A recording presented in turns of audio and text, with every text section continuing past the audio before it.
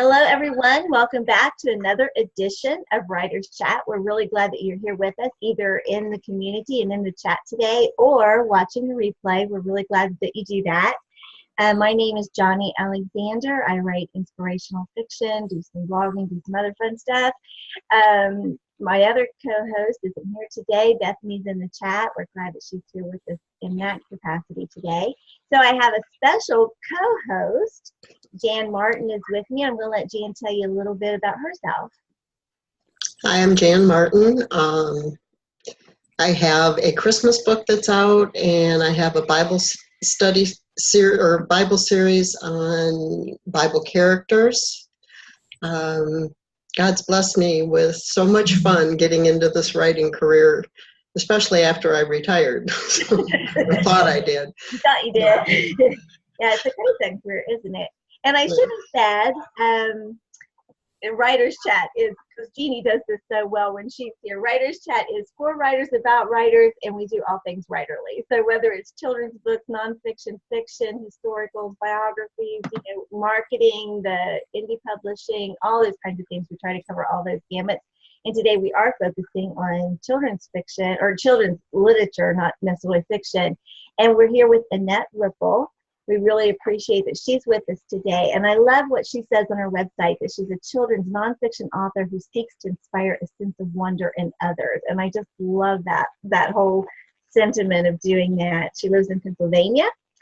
She loves to educate and encourage children. She has fond memories. I love this too, of playing in the creek and working on the farm, because that was kind of my background in Ohio. And her teachers inspired her to become a teacher. She went to Kutztown University in Pennsylvania. Let's see, taught middle school students in a camp environment, and so focusing on hands-on math and science activities, which stayed with her during her traditional classroom years. So she began blogging in 2009 and went to a writers conference in 2015 and met an editor who asked her to write her first book, Insects as Producer. Exciting title, right? Yes. I didn't get to choose it. It's great. Oh, fun. And since then, 2 books have been published, and she's a member of SCBWI and attends other conferences and workshops. So we're just glad to hear some of the news about how to be a nonfiction children's writer.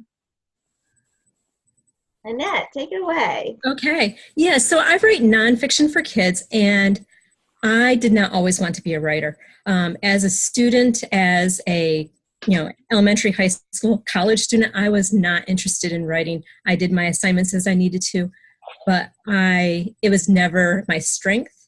And it wasn't until I began blogging that I realized how much I loved it. Now, to back up a little bit, I did always enjoy writing letters to friends and family. And I think that is a lot like blogging. And so it kind of sparked my interest. I began blogging to really share about my daughter's speech story.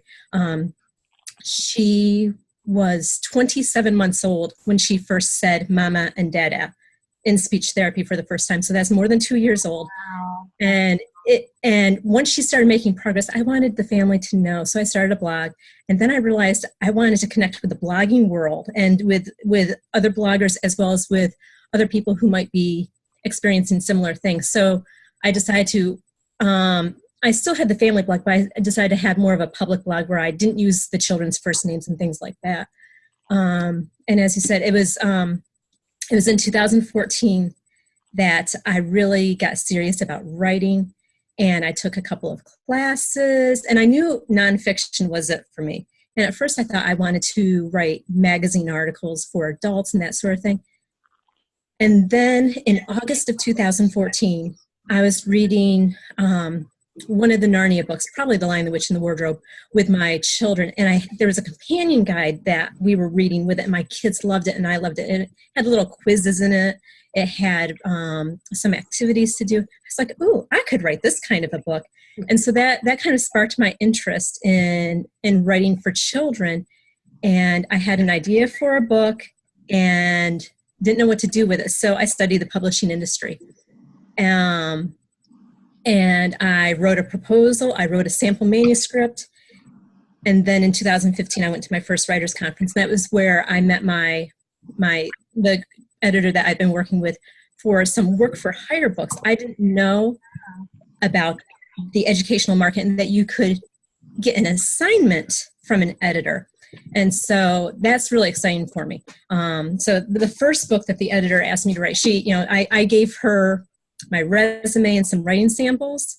And then she came back a couple months later and said, would you like to write a book about insects for 4th through 6th graders? And I said, yes, of course. So this is the book. It's called Insects as Producers. I didn't get to choose that title, but it's part of a series. So insects as a food source, insects as decomposers. And for this publisher, different authors write each part of the series. So there were, I think, 7 books in that series. Oh, that's cool. Yeah, but it's called Work for Hire, and it's something that not a lot of people do, or no, I should say they don't know. A lot of people don't know about it, but it's a great way to break into writing for children, fiction and nonfiction.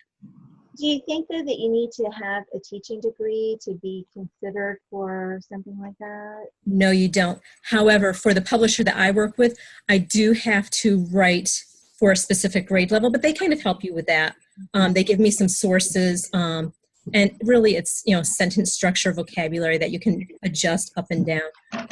But I did have to create activities as well as comprehension questions to go with it. Not all publishers require that. There we go.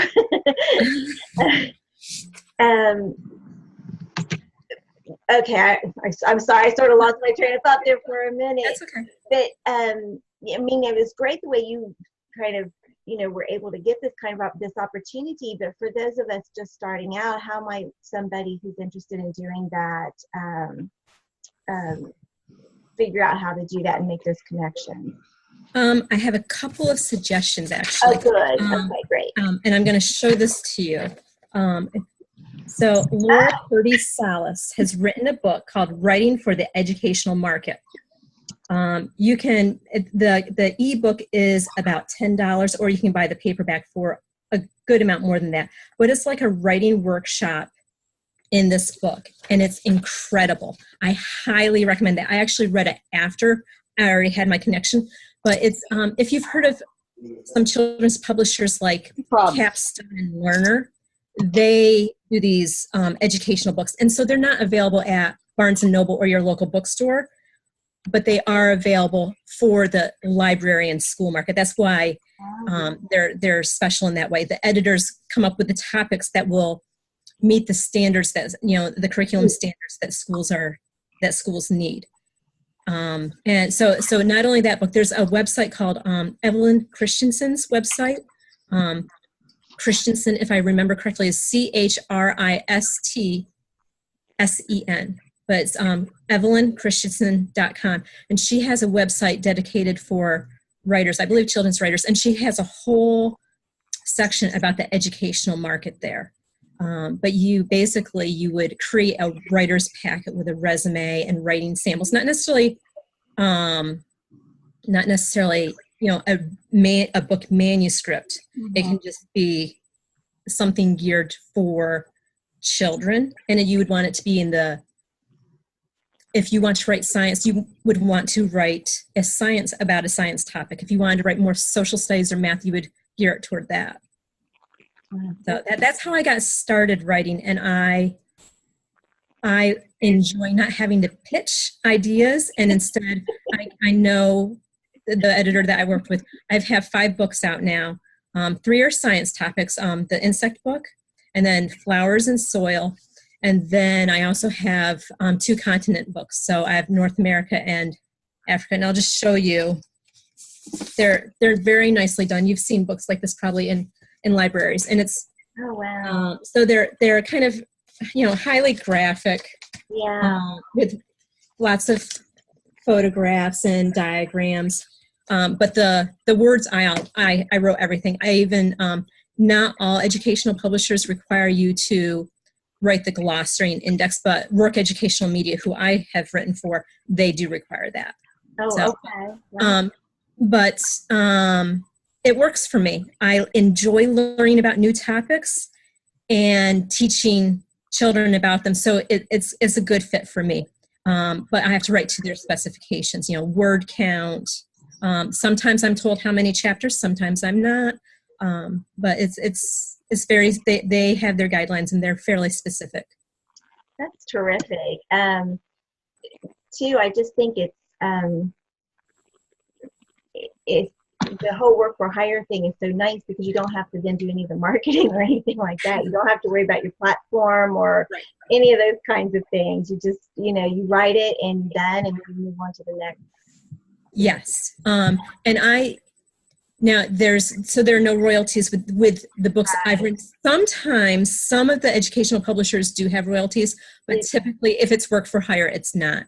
Some of the educational publishers you can pitch ideas to as well. But I still use my books to create programs for schools and libraries. So you can still use them. You can still sell them if that's something that you're interested in doing. If the publisher you work with allows for that, but it works for me.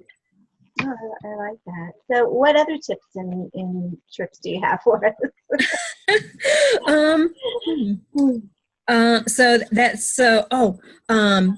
Another resource for writing for the educational market, the Highlights Foundation. Yes. They have, for the past several years anyway, they have had a week-long workshop dedicated to the educational market. And I've only attended one of the workshops at the Highlights Foundation, but it was incredible. But that would be another source. There's also just one publisher that I'll mention. Redline Editorial is a book packager.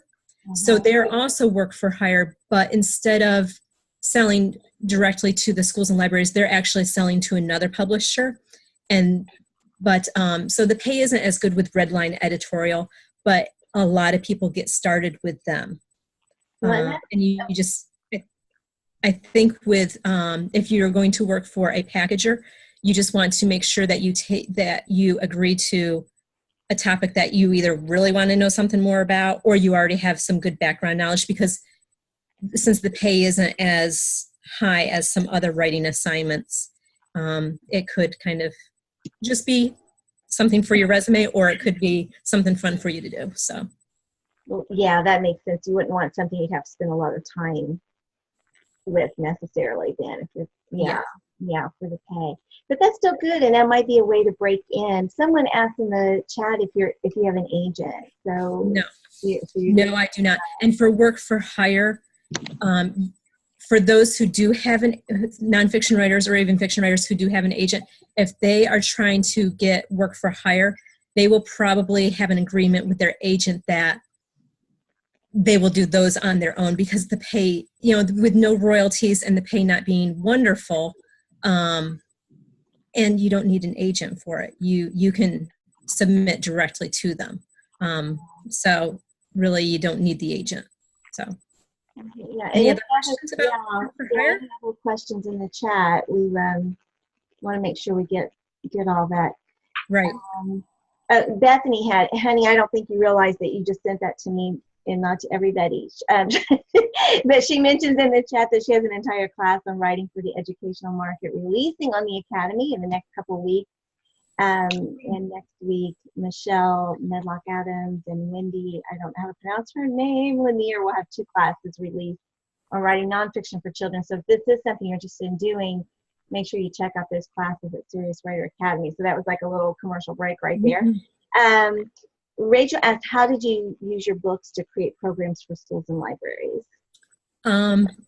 So when Insects as Producers came out, my local children's librarian knew it was coming out. She was excited for me.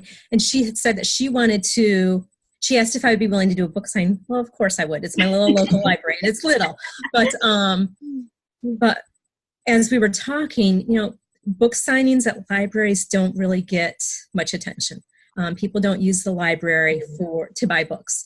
They go to borrow books. So she wanted to pair my book signing with some sort of like an animal or insect program. And she was going to look into, I think she did start to look into some things, and nothing panned out. I said, well, I could do a program. oh, you can? She had no idea that I had already been doing some children's programming. And I had not already created it. But so the insect book covers four different insects and the products that we use that come from these insects. Insects as Producers is the name of the book.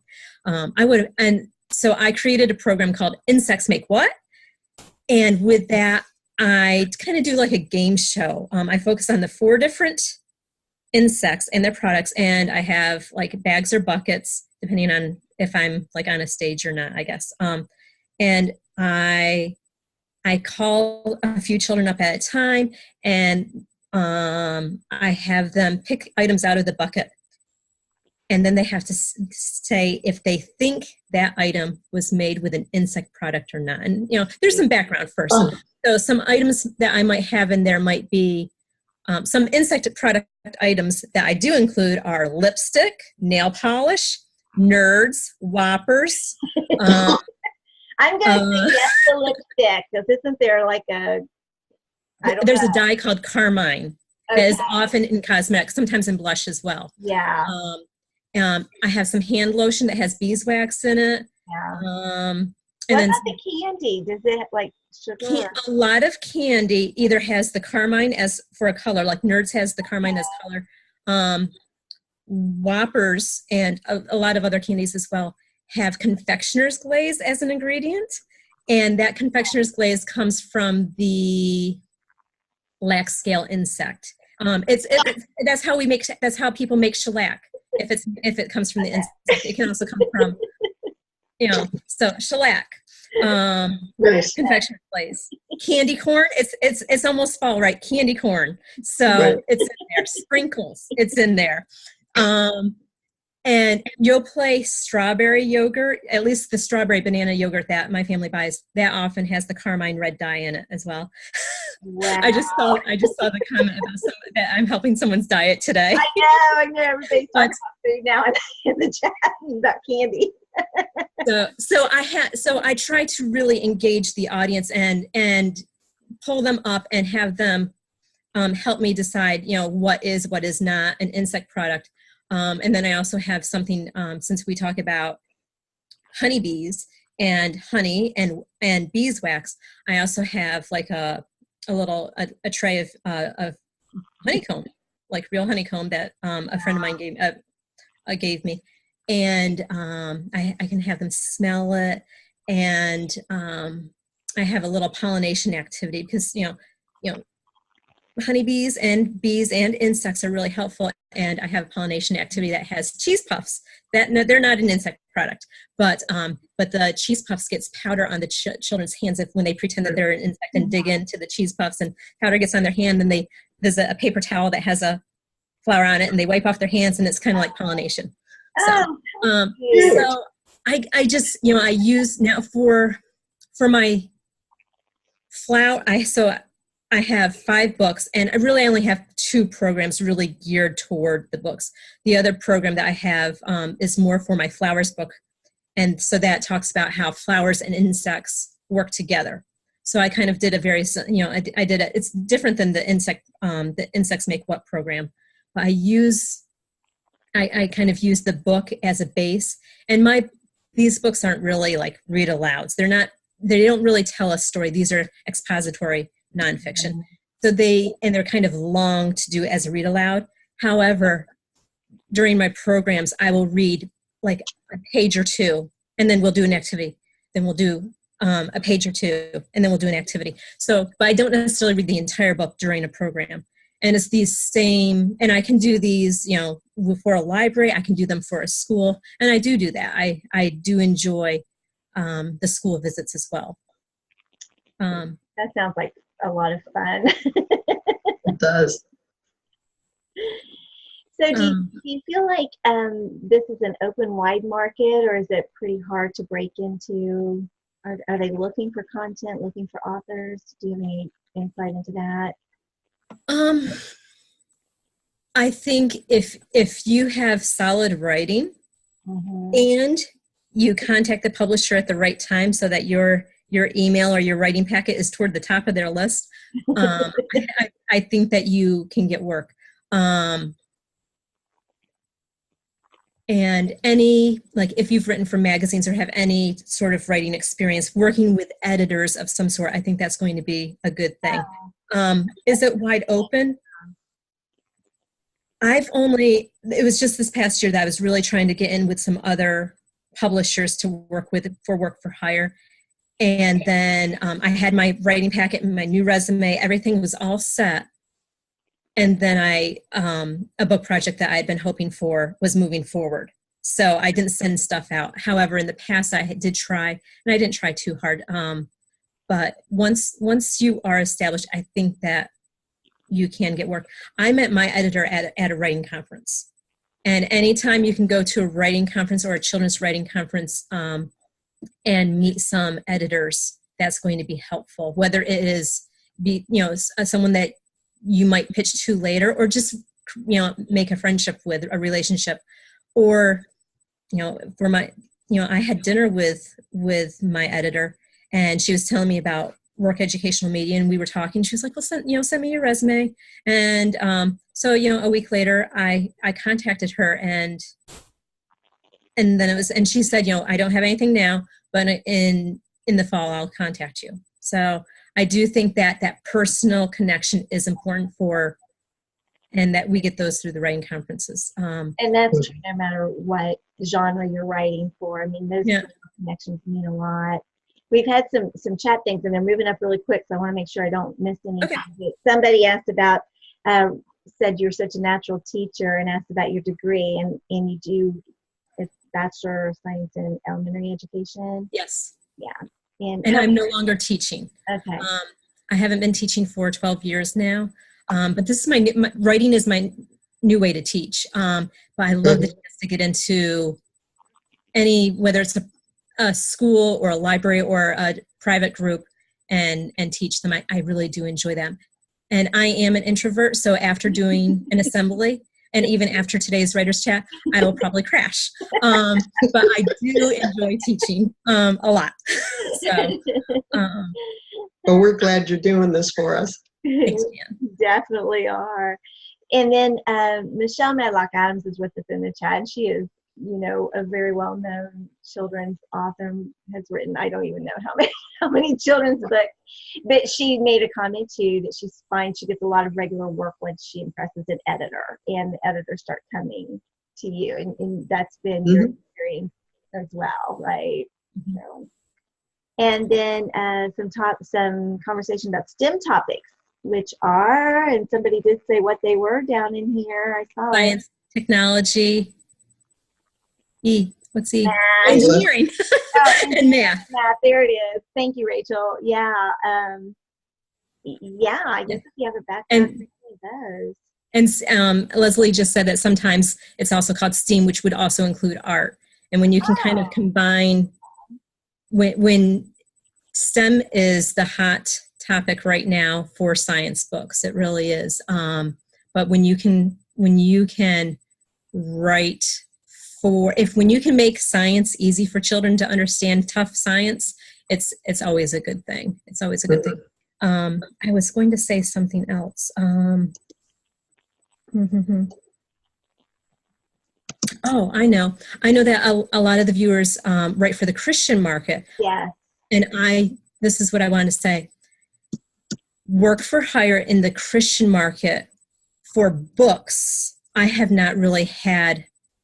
I have no experience with that. I have done work for hire, doing like Sunday school papers and that sort of thing. But maybe some of the viewers could say something if they've done some work for hire for writing nonfiction for children. But this Christian market doesn't seem to be as open to that. And there are, obviously there are Christian curriculum companies out there who are creating resources, but I'm not so sure that they are books. So, but writing is writing for a lot of us. Well, I don't want to take away from Annette, but if Michelle wants to come on, we could have her come on and talk a little bit about that. So, Michelle, I'm putting you on the spot, and as soon as I figure out how to unstop your video, I'm going to do that. You got that 5 seconds. Okay. So how many books have you written, Annette, total? Well, published are 5, and there's a few, and I have a few manuscripts that I have put out there that nothing's happened yet. I do have a contract that is not work for hire, but my first, that book idea that I had back in 2014, it's been a long road. In 2016, I had an offer for the book. However, before we even went to contract, we knew that getting the rights and permissions would be difficult. So we held off on the contract, and it was just this June when I actually signed the contract. But it was in the winter when I got we kind of got the we can move forward kind of thing. But it took a long time to get that contract. So that Great. So that book will be, that manuscript's due in the spring, and then it will be out in 2020. And it's a book about Laura Ingalls Wilder's Little House books. Yeah, I do want to talk about that too. Yeah, about all your research on that. So we're going to hold off on that for just a little bit, sure, and just get Michelle's take on the opportunities for nonfiction and fiction in the Christian children's market, and also devos, because I know you're writing devotionals. Yes, I can't wait to get that book, the Laura Ingalls Wilder. That sounds amazing, Annette. Thank you.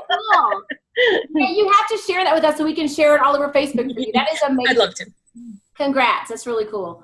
That's why I saw this was coming up. I'm like, oh, I want to be a part of that. So I'm so glad that you're teaching this. No one's talking about children's nonfiction. They should be, because right now this is the time to break in. I mean, I've been talking about it for like 3 years, but like this year we went to BEA in New York, and even companies that didn't have a children's nonfiction line now have a children's nonfiction line, because that's what the market's screaming for. With all the homeschool market and with both public schools and Christian schools, they need that stuff. I mean, these library publishers, which you're talking about, like Capstone and some of those, Purple Toad's another one. Those are they need new books every year. But she's exactly right. You have to submit like a pitch letter or a packet of stuff about yourself so you can get your foot in the door and be in a freelance pool of writers. And then they just start sending you assignments. Like, you don't have to pitch anything. You just decide which ones you actually want to do. You don't have to say yes to all of them. So this is great. But Zonder Kids this year, they're one of the companies that did quite a bit of nonfiction. Nancy Sanders, I don't know if you know her. She's kind of a big deal in the nonfiction world. I happen to be in her critique group, which, thank you, Lord Jesus, for that blessing. She has over 100 nonfiction, well, children's books. Some are nonfiction, some are not. But she just did this cool like Bible excavation kind of a thing with Zonder Kids. It won the ECPA Book of the Year. Like, I'm getting it as soon as I can afford it. Like, it's a really nice big one. Like, it's on my order thing. It's amazing. And that they hired her to do that, and she ends up, I believe, getting royalties for that. But there is some work for hire stuff, both fiction and nonfiction, for companies. And Carson DeLose is one that I mentioned in the chat. They're out of, I think, North Carolina. I did a nonfiction coloring book for them. I mean, somebody has to write the stuff. It might as well be us. And it was, right? It was a coloring book. But it's just nonfiction. It's just straightforward. It was like just Bible stories, some discussion questions. And the biggest nonfiction market for me in the Christian realm, obviously not the ABA realm, but in CBA, are devotions. Everybody's wanting devotions. I mean, for kids, my dinosaur devotions comes out next month. And I did more research on that than I did for like huge papers in college. This was like, I had like 92 dinosaur books. If you ever have any kind of question on a show, I phone this friend. I know all these crazy facts about dinosaurs now. So I know that if you're interested in doing nonfiction for kids in the CBA market, just pitch a devotional. And sometimes they'll even have compilations, so you don't have to do a whole devotional. You can just do like 10 or 15 for a project they're already doing. But if they don't know that you're out there, they won't call on you to fulfill those needs. So I think it's just good, like she said. I think that was great advice, Annette, to go to conferences, both ABA and CBA conferences, through SCBWI, as well as all the Christian Writers Conferences. Get to know the editors and let them know that you do nonfiction for kids, because we're kind of a small group, y'all. Like, there's not that many of us that do this. And those of us who love it, like Annette loves it, like as she's talking, I'm like, amen, sister. Like, I totally get what you're saying. Like, I love it. If you love it and they know you love it, they will hire you over and over again. So many people don't want to do nonfiction for kids. So I am so happy you're teaching this. Keep on. Sister, I am high-fiving you. Woohoo! Thanks, Michelle. Appreciate you coming on and adding to that. We did a couple more questions. someone wants to know if there's a good resource for using appropriate language for children's developmental stages. What kind Yes. of? Okay. Sorry, I'm looking for my book. Oh, you can. Go ahead and look. Okay. Okay. The Children's Writers Word Book. This is the second edition. I do recommend the newer edition. I'm trying to find. Okay. Alejandra Magaliner and Teopa Magaliner. I'm not sure, but this is what it looks like. I'm sorry I butchered the names, but this is what it looks like. And this will tell you, let's say you have the word process, and you want to find something that's more appropriate for a first or second grader. It will tell you, it will have the word process. Well, I'm hoping it has the word process in there. and then it will give you a bunch of synonyms for that word, and it will tell you the grade level for those words. And I don't think it's perfect. Now, I write a lot of science, and I will say that for some science words, it's not necessarily a great resource, but it's still a good resource for things like that. So the Children's Writers Word Book, it's an excellent resource. I have a question for Michelle. Am I allowed to do that? I can't tell. Absolutely. She had mentioned Zonder Kids. Don't you need an agent to submit to them? So back in the day when I first sold them Sister for Sale, I didn't have an agent. And then I sold them a devotional, No Boys Allowed. I didn't have an agent. However, nowadays, I think you do, unless you meet them at a conference. So if you meet them at a conference and you say, hey, I don't have an agent, but I've got these 5 books out about insects, and I do all these programs. I would love to be on your freelance pool of writers, do some nonfiction projects. That's kind of my forte. There's just not that many of us that are like, hey, sign me up for nonfiction. So even though you don't have an agent, Annette, what I would do, and I would do it like today after this thing, when you're detoxing from all the peopling, I would put that packet together and send it to, I'll give you an editor's name, send it to them at Zonder Kids and say, listen, I hear that you do, well, first of all, look up Nancy Sanders' book. I'll put it in a link over here on the writer's chat and say, I see you're doing more nonfiction. I want you to know, like, I'm a nonfiction writer for children's. I do both ABA and CBA markets. I would love to be a part of this freelance pool and be, that one of those go-to writers. Just something like that, simple with all of your credentials, because you've got the credentials and you're already loving this and they are doing cool things. And because those books are selling so well, I promise you, this is the tip of the iceberg. There's going to be more and more and more of this. I could not believe how many, I was just going through the BEA in New York, like almost doing like back handsprings. I was so happy. I'm like, there's so many nonfiction publishers now. Like every booth had nonfiction for children, every single booth. That was never the case before. So this is a really good time for all of us. Y'all should be so excited right now because there's plenty of work out there. Like we just have to know, like you mentioned a couple companies I didn't know about. I've not worked for them, but like Purple Toad and Mitchell Lane are always the 2 go-tos for me. But there's several others. Like there's a lot. I have a good friend who does quite a bit for Capstone, and she gets paid pretty decent. It's all work for hire, but they're, it's still more books on your resume. And public schools and talk about being an author and sign those books where you usually can't take your Christian books into the public schools. So you need to have some of these if you're a children's writer. Right. I love work for hire too. I write work for hire for Annie's Fiction, the last novels I have coming out, and I've got 4 more contracts with them, and they just pay me a set amount of money, but then I don't have to worry about marketing those books. I mean, it's just like I get paid. I'm not going to get royalties, but it's like, well, if I get an advance, I might not get any more royalties anyway. So, it's like I write it, I love it, I enjoy it, and then it's gone. I mean, it's like, but it's still there, and it's one of my books, and it's the same way with that. So, I mean, don't let work for hire scare you away. I mean, no, you're not going to get royalties, but you make it enough, as much as you would have anyway. Right. And you don't have to worry about the marketing, and it is something else on the resume and something else you can share to other people. One thing I want to talk about while I've got both of you, this is so terrific. Writing for children, there's that. Sometimes people think, oh, that's got to be easier than writing for adults, and I know it's not. But yet, in this sense, I think it kind of is, that you don't have to go into the depth of issues, so you might not have quite as much research, and they're shorter pieces. So in that way, you might be able to get into it. But can you talk about that, about not really just thinking, oh gosh, it's got to be easy to write for kids? Because my last 2 assignments were to write 1,200 words about Africa and North America. Yes, it's laughable. I did it, and I thank God for sidebars. It felt, and I did so much research and talking to, my experts. That was really helpful to kind of know where to hone in a little bit more. But writing for children, now I will say, writing about, when I wrote about soil and flowers for children, yeah, that was for younger children. So my research wasn't as intensive, but you still, the writing itself, the revisions, and making sure that the language was appropriate for the child while being scientifically accurate, that can be difficult. That's a challenge, but it's a fun one for me. So yeah. There's a couple of questions over here. How do you choose a topic for children's nonfiction? And how about writing a nonfiction in relation to creation?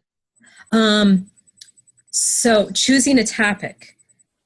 If you are trying to pitch it to a publisher, it's not an assignment, it has to be something that you're going to be excited about spending a lot of time with. I mean, if it's a magazine article, you might be researching it, writing it. You might not be spending as much time with it. But if it's a book, you still might have 20 different revisions. You might be trying it in different formats. You're going to be spending a lot of time with it. And you will need to understand the topic well beyond what the book itself will show in order to do a solid book. And the other one was a nonfiction book in relation to creation. Yes. Certainly that I'm sure it's been done. Everything's been done. But it depends on what you are also trying to do. Is it, that could be more, and nonfiction, it doesn't have to be so straightforward. It can be poetry. It can tell the story while still telling all of the facts and not have anything made up in it. So, but yes, both of those you can certainly do that. Any other questions? Great. I don't, if I've missed something or if Jan and I have missed something, please, put the question in again. My screen's a little bit small, so I'm saying about 3 messages at a time. Let's talk about your, while we're waiting to see about other questions, about your Laura Ingalls Wilder book. And I know, I saw just recently you had actually gone to Almanzo Wilder's farm. Yes. In New York, and that was sort of a spur of the moment trip. I was like, oh, just it was definitely a spur of the moment trip. So 2 weeks ago tomorrow, I had contacted the Almanzo Wilder farm to ask some questions, related to what I was writing about, the book Farmer Boy, and I needed some information that I wasn't going to find in a book. So after spending 45 minutes talking to a gentleman, I was convinced I needed to go up. However, the gentleman actually lives in Arizona, and he was only going to be there for a short amount of time. So that was going to be the last weekend that he'd be there. Oh my goodness. And so I got off the phone with him, and it's 8 hours away from me. And that's if you drive directly and there's no traffic in New York City. Oh, no. It's not going to be 8 hours away. So I called my husband. I said, I really think I need to go. He's like, huh? We had 2 commitments that weekend. One was definitely, actually there were 3 commitments, and one was for me, and that ended up getting canceled. And then the other one was like, no, I don't have to do it. And then as it turned out, my husband and children stayed home, and I left. It was Wednesday when I made the phone call. Friday night, we had an early dinner, and then I left. I drove to my in-laws, and the next morning, my dad met me at 6:30 at my in-laws, and we continued the trek to the Almanzo Wilder farm. And we spent the day there. It was incredible. The hands-on history, the hands-on learning for any of us makes it so much better than what you can find in a book or even a phone call. So it was definitely worthwhile for me, but definitely spur of the moment. And I'm not necessarily a spur of the moment kind of girl. So, but and what's the approach? What makes your Laura Ingalls Wilder book different, and what else out there? So mine is going to help the reader kind of immerse themselves into the book. So they're going to read one of the Little House books, and then they can also read mine at the same time and kind of go back and forth between them. And mine will help them understand some of the history, the pioneer words, and mine will have about 70 activities in it as well. That's But it's not for teachers. I mean, teachers could use it, homeschoolers can use it, but really it's for the child to better understand the pioneer world of Laura Ingalls Wilder. So That's awesome. yeah, thank you. And it was, and before I had the idea for this book, I had no ideas for a book for children, had no ideas, no inclination to write a book. It was just, write little things for magazines, that kind of thing is what I wanted to do. And then I had this idea, it's like, that's marketable, and I knew that was important. Yeah. I am capable of writing this, and obviously that's important. And so that's when I started studying the publishing world. So, Annette, do you think that you could do a devotional based on Laura Ingalls Wilder and maybe take that to the CBA market? I bet some of the things that that would sell so well, like that. I bet you could write all the little girls in my life. Yeah, that's an incredible idea. The hard thing with that will be the rights and permissions, and that's what held up this book for 2 years, were the rights and permissions. Even though my book won't be quoting the Little House books, what I would, if I were to do something like that, it would probably have to be more about Laura Ingalls Wilder and not the books. But Laura Ingalls Wilder, before she wrote the Little House books, she was a columnist. Yeah. And she wrote for the Missouri Journalist, if I'm saying, I think I'm remembering that correctly. And she was very experienced, and you can now read her writing. She was a good writer for adults too. It wasn't just the story of her life that she was able to tell. She was a good writer for adults as well. So, have you been to her home in Mansfield, Missouri? No. I got to go there a couple of years ago. I've got some pictures. I'll have to share them with you. It was a lot of fun. It was a lot of fun to be there and to actually see some of the items that belonged to Laura and Almanzo, including his medicine chest, which was like a box about this high, and it still sits beside his bed. My understanding is that after Almanzo died 10 years before Laura, and they both died when they were 90, but their friends basically turned the house into a museum right away. So that's why so much of that house is intact and has their own belongings there. Whereas the Almanzo Wilder farm is the only actual house that was, talked about in the Little House books. The Mansfield house, Laura moved there as an adult. Yeah. But that's where she wrote the books. So,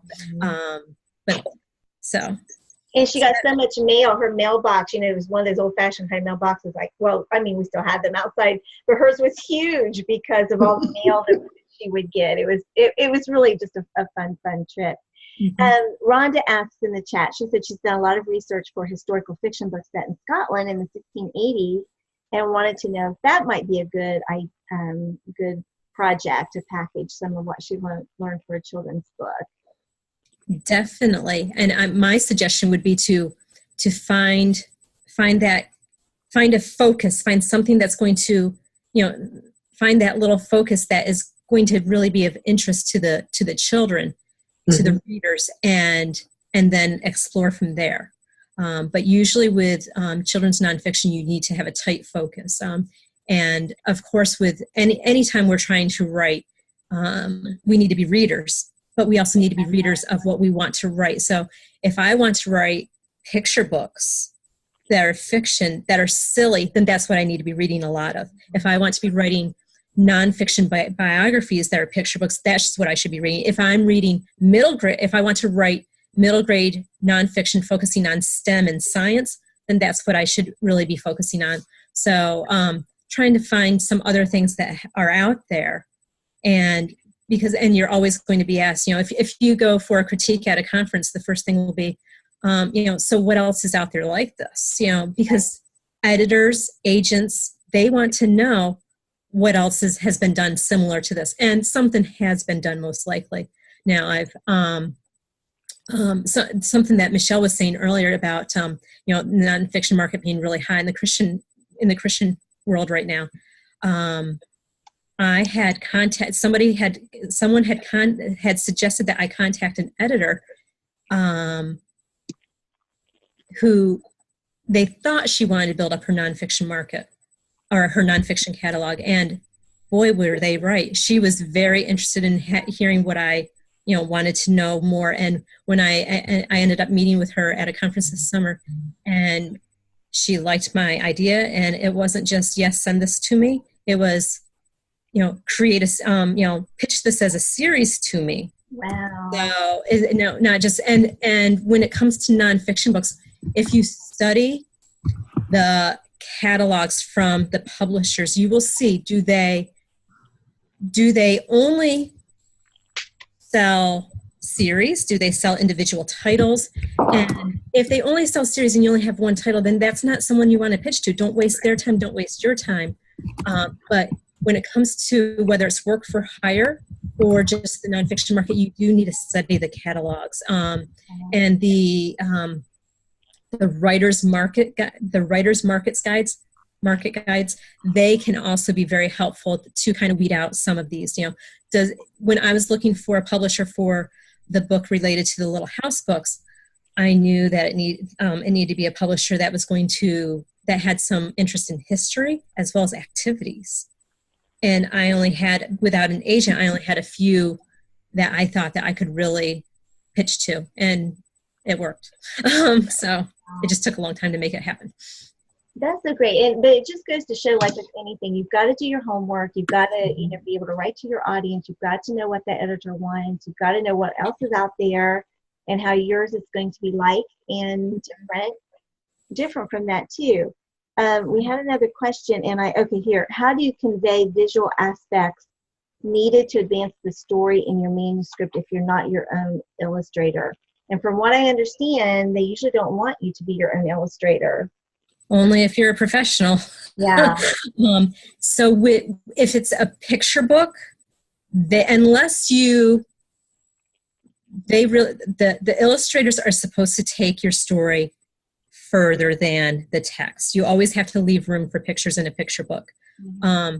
But if it's really, is it important for the child to be wearing a red shirt? Maybe, but only if it's crucial to your story would you actually, and you use a bracket to say something like that. But more importantly might be that if somebody's playing outside, that there is a front porch on the house, because that front porch is going to be important later in the story. But usually some picture books can be written without any notes to the artist. So now, did you want me to talk a little bit about author visits to schools and connecting with children in that way? Is that something that, okay. Yeah, let's just spend a few minutes on that, and then we'll have everybody come back in, and if you have other questions, you can ask those. Okay, sounds good. So if you're not published yet, it's not too soon to create a program, not necessarily about your book, but maybe just about something that you're passionate about that you can teach children. So before I had my first book out, and I told you how I did that first program, but before I even had that out, I was interested in teaching others about Laura Ingalls Wilder and Pioneer Life. So I created a workshop about that. It was just a passion that I had, and I was capable of sharing. And I had to invest in lots of props. Props are really important for, not just for, like, workshops are going to be very hands-on, and they're going to be small, maybe 20, 25 children. But if you're an author and you're only comfortable doing a small group, then you might just do classroom visits instead of like school assemblies.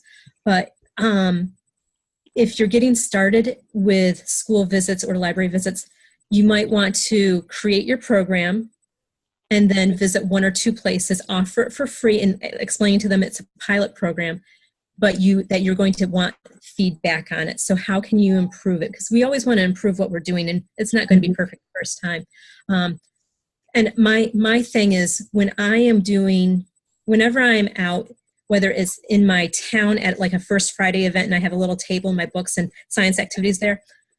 Yes, it'd be nice to sell books, but really I'm there to connect with the audience. And that for me, that's children or for curious adults. And sometimes the adults will come along and, oh, can I take a brochure to give to my school? Why, yes, I'd love that. Thank you.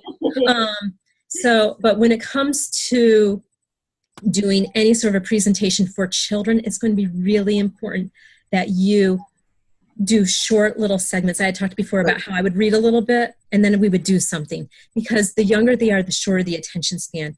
And if you are working with preschoolers, you might only want to do a 20-minute program. But if you're working with sixth graders, they should be good for an hour if you can engage them effectively for an hour. Book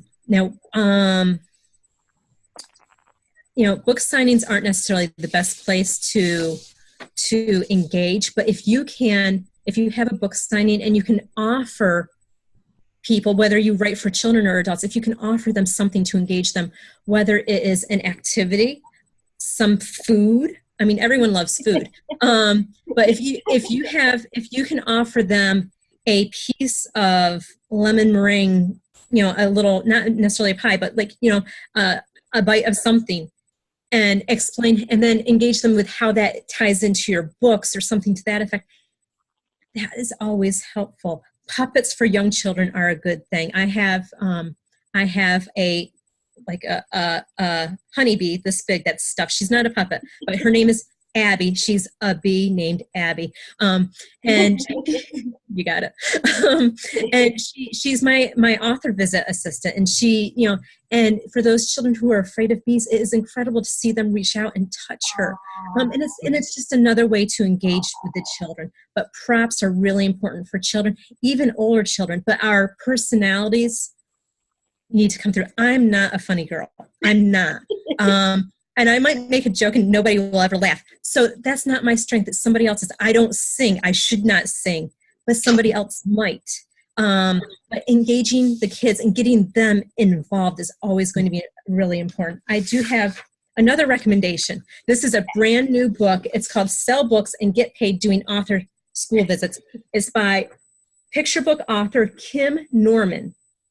And it's brand new this month. I had the chance to read it. And it really is a complete how to do school visits and get paid. And friends, please charge for your school visits. It's one thing if it's, and I do volunteer a couple school visits a year. That's usually for my children's school. But yes, volunteer in your own community. That's a great thing to do. And volunteer your first 1 or 2 visits, but children's authors don't get paid very much. And so many of us need to supplement the income with school visits. And library visits, I don't charge the same for libraries as I do for schools because schools have a larger budget. And my local library, I have volunteered programs there. And I've also had to charge too. It depends on what the program is. And it kind of depends for my own personal local library. But I do give libraries a discount. And I try to be flexible. Like if they have this for their budget, I'll say no if I can't do it. But if I can, then let's do it. And I have on my website, I have my schedule, and I also have past year's schedule so that they can see where I've been and kind of what I've done. But I also have testimonies from schools. After I have visited a school, I will ask, or a library or a bookstore, I will ask, would you like to write a little blurb? And then I actually have like a Google form evaluation so that they can give me constructive feedback too, because I always want to improve my programming. So, what do you charge when you go? If the further away I go, I charge differently. I think this year for the 2018-2019 school year, I think a single program for a school, my base price is $275. Now, if I'm going to be, if I need to be gone for, I think it's like more than 90 miles, then I'm not sure if it's 60 or 90. But I have, then I require a half-day visit. Some authors do not do single programs at all. They only do a full day or a half-day visit, or they only do or they only have like a single program if it's in their local community.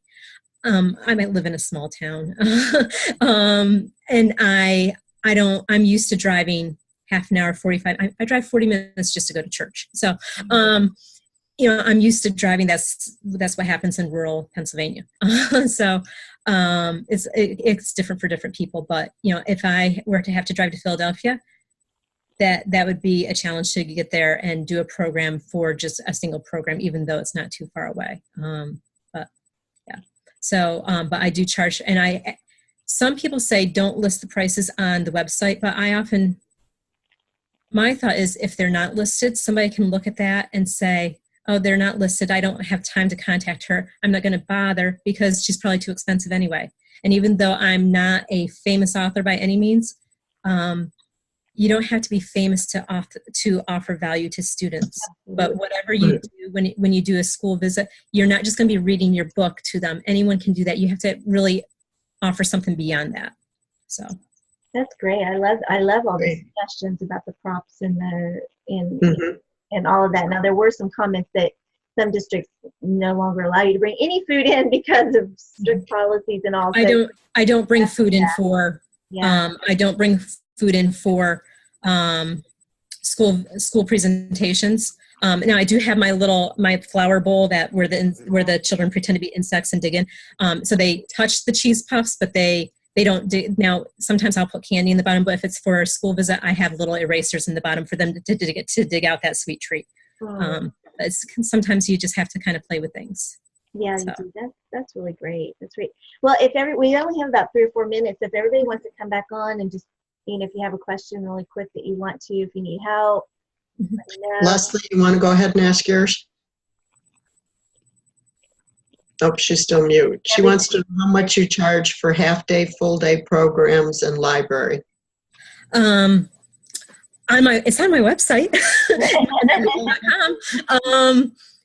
For the full day, I think it's $9.50 for and I let some authors will say full day means three programs and that's the limit.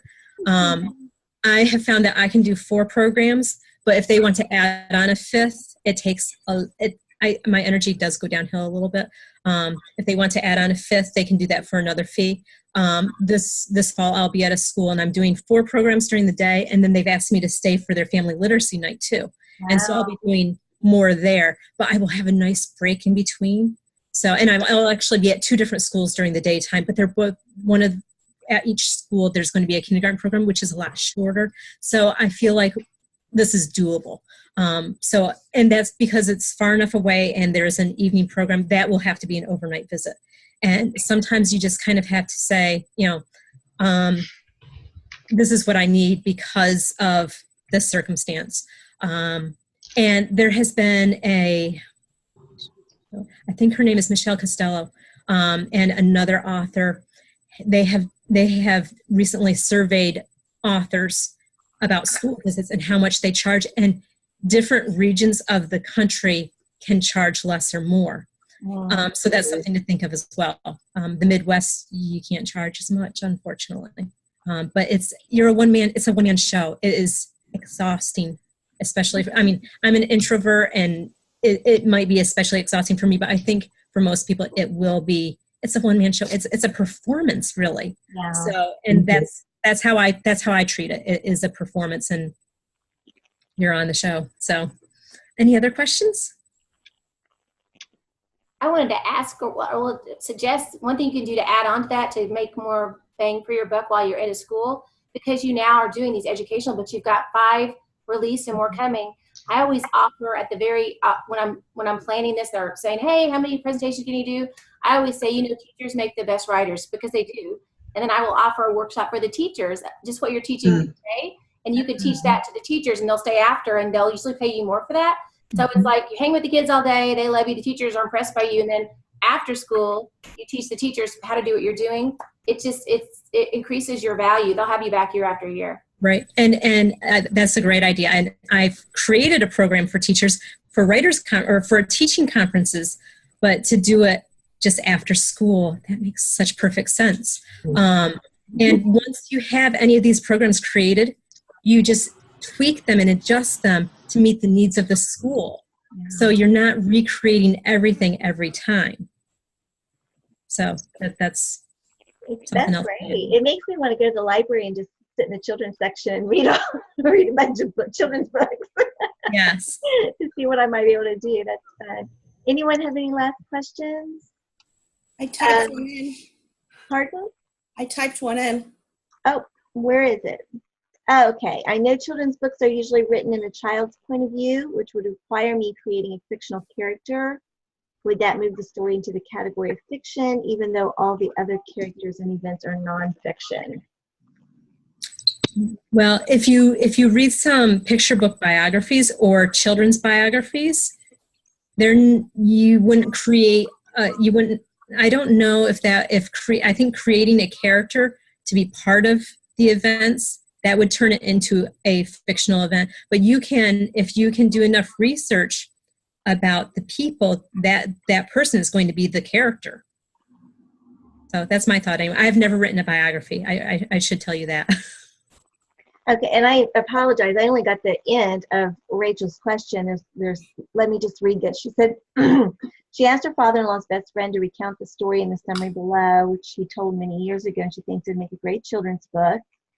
Set in the 1960s in Oak Ridge, Tennessee, 2 white ministers stand against Jim Crow segregation laws as they host a multiracial summer camp for children. He has since sent me several accounts of their adventures as civil rights activists. And do you feel the children's market is currently receptive to this type of content? And then she was asking about creating this fictional character as part of telling that story. That definitely sounds like something that could sell now. And it's just making sure that you find the hook for the child, because it can't be from the adult's perspectives. It has to be, why is this, keeping the focus on what is happening with that will interest the children. That's a great question, Rachel. Thank you for that. That does sound like an intriguing story. Anything else? Next week is Gary Vee's book, Jab, Jab, Jab, Right Hook. So make sure you've gotten a copy and read it. Even if you don't get it read, please come to Writer's Chat. Don't feel like if you didn't read it, you can't be part of the program, because that's absolutely not true. We'd love to have you here anyway, and you'll learn a lot, and Bethany will be here hearing on Gary Vee. So if not, then again, we thank all of you for being here. Annette, thank you so much. Michelle, thank you for stepping, for just on the spot, putting you on the spot and being so gracious. And Rachel, thank you for introducing us to Annette. I really appreciate that too. And we're really glad you're here. And if you're on the replay, we're so thankful that you're with us. We ask that you try to join us on Tuesday morning, 11 o'clock Eastern, 10 o'clock Central. We'd love to have you actually be here while we do this live. So thanks, everybody, and I'll see you next week. Hang on for the after party.